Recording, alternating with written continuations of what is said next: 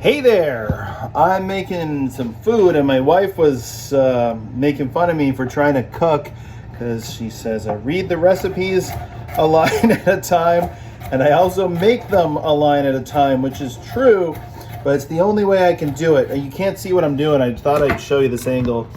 I'm cutting carrots, and why is this relevant? Well, for my office job, it's 1:53 p.m. today. And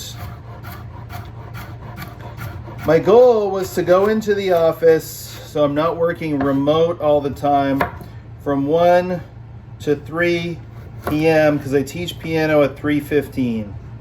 Where am I? Not in the office. And with me being home, part of the deal is it makes sense if I can be doing stuff around the house.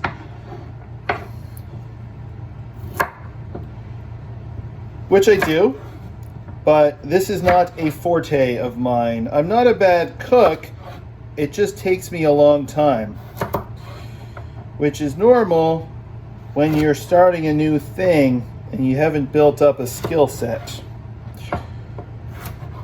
So anyway, the time crunch I often find myself in is I don't do this, then I go teach, and then it's like I finish teaching, have to pick the kids up, have to feed them right away. Where is the time to make food? Well, that has to happen earlier in the day.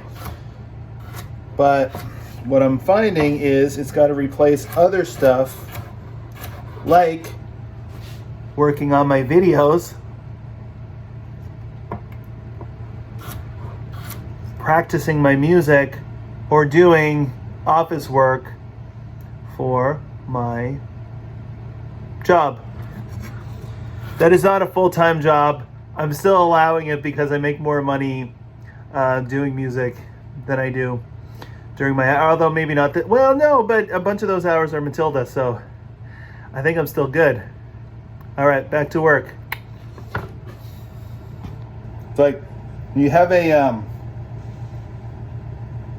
thing that needs to exist. So if you need to be right, then you are going to manipulate the facts in your mind and try to arrange them in a way that results in you being right, even when you're not. Very weird. Only musicians who have to take up a real job to make ends meet. I say you should be proud of yourself. I know that is not what most people would say, but I think if anybody out there who, while they're working on the dream, has to get a job or two to make ends meet and to keep the lights on and to feed themselves and to feed their family and provide for the people that they need to, good on you. That's a noble thing to do.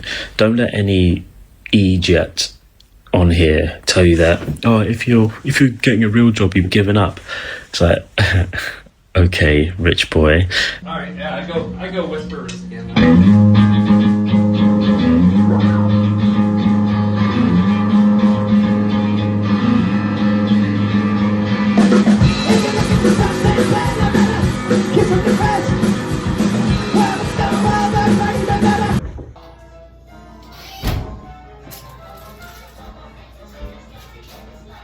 Today is singer-songwriter Adam Sturgeon of the band Status Non-Status. He's been on a journey of reconnection and finding belonging. It has driven him to learn more about his family history, a drive he credits to the Sturgeon name. As a people as a whole, and how are we going to help people? So, one of the things that I try to do is I try to help people, and I live in the city, and so many of the young people that are here are mixed, are having these similar feelings. So we're getting back into the groove after being out of the groove for 2 weeks.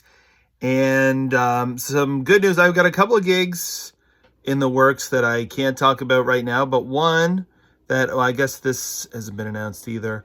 I'm supposed to confirm these things before promoting, confirm a few things before promoting, but the St. Andrews Brewing Company, who you may recall I was like crafting my perfect pitch to. Anyway, I did reach out to them on February 26th, and on March 2nd, they got back to me. Now, I didn't notice that until March 20th. It might have been March 19th. But in any case, it was a couple of weeks after they wrote me back because I was just like blinders on Matilda mode. But that's cool. That's a gig.